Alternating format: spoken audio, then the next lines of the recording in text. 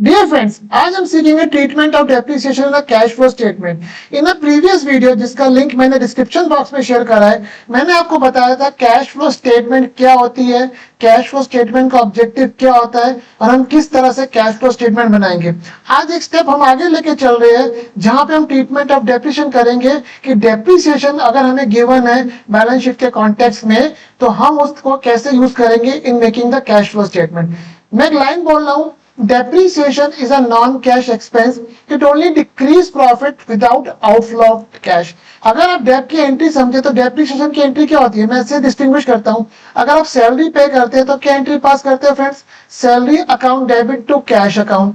और depreciation entry की pass करते हैं तो क्या एंट्री पास करते हैं? Depreciation to machine account. अब दोनों ही केस में क्या हो रहा है, सैलरी भी मेरा एक्सपेंस है, डेप भी मेरा एक्सपेंस है। बट सैलरी के केस में क्या हो रहा है, कैश कम हो रहा है, और डेप के केस में कैश नहीं कम हो रहा, सिर्फ मशीन कम हो रही है। Hence depreciation is my non cash expense. अब इसका मैं कॉन्सेप्ट समझाता हूँ with reference to cash flow statement. हमने यहाँ पे यूज कॉन्सेप्ट समझाने के लिए फ्रेंड मैं किसका यूज कर रहा हूँ? डायरेक्ट मेथड का। मैंने अपने प्रीवियस वीडियो में आपको बताया था कि डायरेक्ट मेथड मैं आपको क्यों बता रहा हूं, क्योंकि उससे मैं आपको कॉन्सेप्ट बेटर तरीके से समझा पाऊंगा, उससे आपको चीज जल्दी समझ में आएगी। हमने केस लिया, कैश सेल हमारे पास 50 लाख रुपए है, कैश परचेज 40 लाख है, डेप 2 लाख है, नेट प्रॉफिट कितना हो गया फ्रेंड? 8 लाख रुपए हो गया। ये सिंपल समझ में आ गई। मेरा आपसे क्वेश्चन आता है, what is the cash generation from operation? हमने कितना कैश ऑपरेशन से जनरेट करा? अब आप इस डाटा को देख के बोल सकते हैं सर आपके पास कैश सेल से 50 लाख रुपए आए और कैश परचेज से आपके पास 40 लाख रुपीज चले गए। डेप अभी आपने बोला इसे नॉन कैश एक्सपेंस, इसका मतलब 10 लाख रुपए आपके पास ऑपरेशन से पैसा आया। अब हम चलते हैं फ्रेंड इनडायरेक्ट मेथड से। इनडायरेक्ट मेथड में मुझे बैलेंस शीट में नेट प्रॉफिट कितना आया होगा? 8 लाख रुपए। तो क्या मैं बोल सकता हूं कि कैश फ्रॉम ऑपरेशन कैसे आया कि अगर हम नेट प्रॉफिट में डेप ऐड कर दे which is 8 lakh plus 2 lakh it is equal to my cash from operation. Hence cash from operation through indirect निकालने के लिए मुझे क्या करना है कि जो भी मेरे इस साल प्रॉफिट कमाया है, ये प्रॉफिट कैसे आया फ्रेंड? डेप माइनस करने के बाद। और हम यहाँ पे क्या बोल रहे हैं कि dep only decrease the profit without outflow of my cash. तो अगर मुझे अपने प्रॉफिट से कैश फ्रॉम ऑपरेशन पे पहुंचना है तो what I need to do, I need to add net profit. इसमें मैं नॉन कैश एक्सपेंस ऐड कर दूंगा तो I arrive at my cash from operation. ये होप कॉन्सेप्ट आपको समझ में आया होगा। अब हम एक बैलेंस शीट लेते हैं और उससे समझते हैं कि डेप का हम किस तरह से यूज करेंगे। ये मैंने एक बैलेंस शीट बनाई FY22 मीन्स 31 मार्च 22 की। Share capital 1 lakh, profit 1 lakh, asset side पे मशीन 1 लाख, बैंक 1 लाख। 22-23 में क्या हुआ दोस्त? मशीन 2.5 लाख की हो गई, बैंक 1.5 लाख का हो गया, share capital as it is रही, प्रॉफिट 3 लाख का हो गया। मेरी बैलेंस शीट मैच कर रही है। अब एडजस्टमेंट में दे रखी है डेप ड्यूरिंग द ईयर 22-23 कितना आ रहा है? 20,000 रुपए। हम आगे समझते हैं फ्रेंड। अब यहाँ पे डेप गिवन है 20,000 रुपए। अब मैं आपको ये बता रहा हूं पहले कि अगर हम डेप CFS बनाते हैं विदाउट डेप तो क्या फर्क है।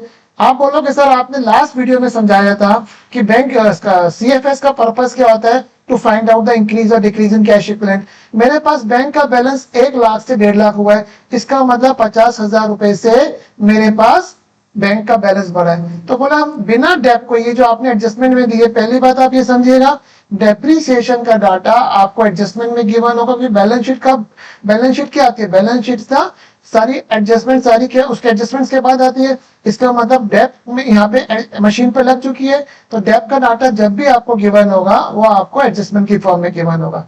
अब मैं एक व्यू पॉइंट ले रहा हूं कि हम अगर CFS बनाते हैं इग्नोरिंग दिस एडजस्टमेंट तो क्या हमारे पास आंसर गलत आएगा? हम समझते हैं शेयर कैपिटल में कोई चेंज नहीं हुआ, प्रॉफिट कितना बढ़ा है फ्रेंड? 1 से 3 लाख हो गया। और प्रॉफिट का एलिमेंट CFO में आता है, लाइबिलिटी बढ़ रही है, CFO में 2 लाख रुपए दिखा दिए। आप बोलोगे मशीन 1 से 1.5 लाख रुपए हो गई सर, इसका मतलब एसेट बढ़ रही है, CFI में 1.5 लाख रुपए माइनस दिखा दीजिए। बोले सर आपका 50,000 रुपए कैश का बैलेंस बढ़ा है और यही आपका आंसर है। तो बोले हम इस डेप का यूज क्यों करें? आपका पॉइंट ये आना चाहिए। अब मैं आपको समझाता हूं कि हमने ये जो CFS बनाई है इग्नोरिंग डेप, क्या ये CFS यूजर को सही पिक्चर बता रही है या नहीं बता रही है?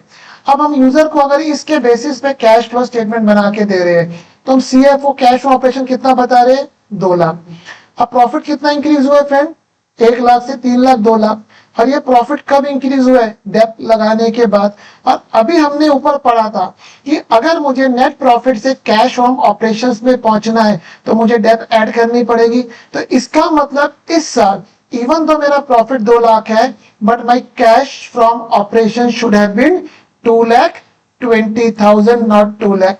बिकॉज डेप्रीसिएशन से क्या होता है फ्रेंड्स, डेप्रीसिएशन से प्रॉफिट तो कम हो गया है बट कैश पे कोई इंपैक्ट नहीं आया।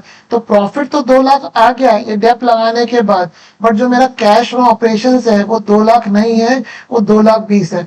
तो अगर हम डेप को इग्नोर करके सीएफएस बनाएंगे तो हम यूजर को गलत इंफॉर्मेशन दे रहे हैं कि मेरे पास कैश फ्रॉम ऑपरेशन 2 लाख है। ये 2 लाख नहीं है फ्रेंड, ये 2,20,000 है। सिमिलरली हम यहाँ पे यूजर को बोल रहे कि हमने 1.5 लाख की मशीन परचेज करी है। फ्रेंड 1.5 लाख की परचेज नहीं करी है। देखिए मेरे पास ओपनिंग बैलेंस कितने था? 1 लाख था। हमने 20 की डेप लगा दी, इसका मतलब मेरे पास ओपनिंग बैलेंस कितना बच रहा है? 80। और 80 से हम कहाँ पे जा रहे हैं? 2.5 लाख रुपए पे। इसका मतलब इस साल हमने मशीन 170 की परचेज करी है। हेंस अगर मैं सही कैश फ्लो स्टेटमेंट बनाऊं तो मेरे पास कैश फ्रॉम ऑपरेशन 2,20 आना चाहिए और मेरे पास cash from finance investing activity 170 आना चाहिए, तो भी आंसर 50 आ रहा है। इसका मतलब अगर हम डेप का डाटा इग्नोर करके सीएफएस बनाएंगे it will convey a wrong information to the user, hence मुझे डेप का डाटा यूज करना ही पड़ेगा। अब फ्रेंड एक लाइन आपको बोलूंगा कि जब भी मुझे बैलेंस शीट के अलावा कोई भी एडजस्टमेंट गिवन होगी तो we need to make a dual impact. जैसे आपने 11th की बैलेंस शीट में पढ़ा था कि जब भी जो भी ट्रायल बैलेंस में एडजस्टमेंट गिवन होती है उसके अंदर अगर एडजस्टमेंट जो भी एडजस्टमेंट गिवन होगी उस एडजस्टमेंट का डबल इम्पैक्ट है। सिमिलरली कैश फ्लो स्टेटमेंट बनाने में अगर मुझे बैलेंस शीट के नीचे कुछ एडिशनल इंफॉर्मेशन गिवन है तो मुझे उसका ड्यूल इम्पैक्ट दिखाना है। और उस dual impact in the case of dep देने के लिए मुझे एक समझना पड़ेगा मशीन अकाउंट का फॉर्मेट। ये आपने 11th में करा होगा डेप्रिसिएशन के चैप्टर में। मशीन अकाउंट में ओपनिंग बैलेंस इधर आ गया, परचेज करी इधर आ गया, डेप इधर आ गई, कैश सेल करी इधर आ गया, लॉस क्रेडिट साइड पे आता है और इधर डेबिट साइड पे प्रॉफिट आ गया। लॉस आ रहा है, लॉस डेबिट होता है तो लॉस की एंट्री क्या करी होगी? लॉस अकाउंट डेबिट करा होगा टू मशीन अकाउंट। तो अगर मशीन बेचने पे लॉस आया है तो वो लॉस मेरे फ्रेंड किधर आएगा? मशीन अकाउंट क्रेडिट साइड पे। सिमिलरली प्रॉफिट मेरे डेबिट साइड पे आ जाएगा और इधर मेरे पास क्या आ गया? ये मेरे पास क्लोजिंग बैलेंस आ गया फ्रेंड। तो अब हम समझते हैं कि करेक्ट स्टेटमेंट कैसे बनाएंगे। अब एक चीज आपको बोलूंगा, जब भी बैलेंस शीट के किसी आइटम के कॉन्टेक्स्ट में एडजस्टमेंट गिवन है, या डेट के एडजस्टमेंट किस कॉन्टेक्स्ट में गिवन है फ्रेंड? मशीन के कॉन्टेक्स्ट में गिवन है। हेंस तो व्हाट विल हैपन, हम मशीन का data directly cash flow statement में फीड नहीं करेंगे, हम इसका डाटा अकाउंट के थ्रू फीड करेंगे। आइए मैं आपको समझाता हूं। देखिए शेयर कैपिटल में कोई चेंज नहीं है तो मेरी कैश फ्लो स्टेटमेंट में शेयर कैपिटल का कोई भी डाटा नहीं आएगा। प्रॉफिट 1 लाख से 3 लाख हो गया है तो मैंने यहाँ पे क्या करा? 2 लाख का प्रॉफिट बता दिया सीएफओ में। अब मशीन अकाउंट के कॉन्टेक्स्ट में डेप्रिसिएशन एडजस्टमेंट है तो मैं मशीन का डाटा डायरेक्टली सीएफएस में लेके नहीं जाऊंगा, मैं मशीन का डाटा अकाउंट में लेके जाऊंगा। ओपनिंग बैलेंस फ्रेंड कितना आ रहा है? 1 लाख, क्लोजिंग 2.5 लाख आ रहा है। तो मैंने यहाँ पे क्या करा? मैंने मशीन अकाउंट में फ्रेंड ओपनिंग बैलेंस कितना लिखा? 1 लाख रुपए लिखा और क्लोजिंग बैलेंस 2.5 लाख रुपए लिख दिया। मीन्स पूरी जो बैलेंस शीट का डाटा आ रहा है मेरे पास, इस बैलेंस शीट के डाटा को मैं सीएफएस कैश फ्लो स्टेटमेंट में या मशीन अकाउंट में रिकॉर्ड कर दिया। अब मेरे पास बैंक का बैलेंस कितना आ रहा है फ्रेंड? ये तो मेरा आंसर है। अब जो एडजस्टमेंट है इस एडजस्टमेंट का मैं क्या करूंगा? डबल इम्पैक्ट दूंगा। इसका डबल इम्पैक्ट क्या हुआ कि एक तो डेप्रिसिएशन की वजह से मेरा सीएफओ बढ़ रहा है तो मैंने डेप्रिसिएशन की वजह से यहाँ पे क्या करा?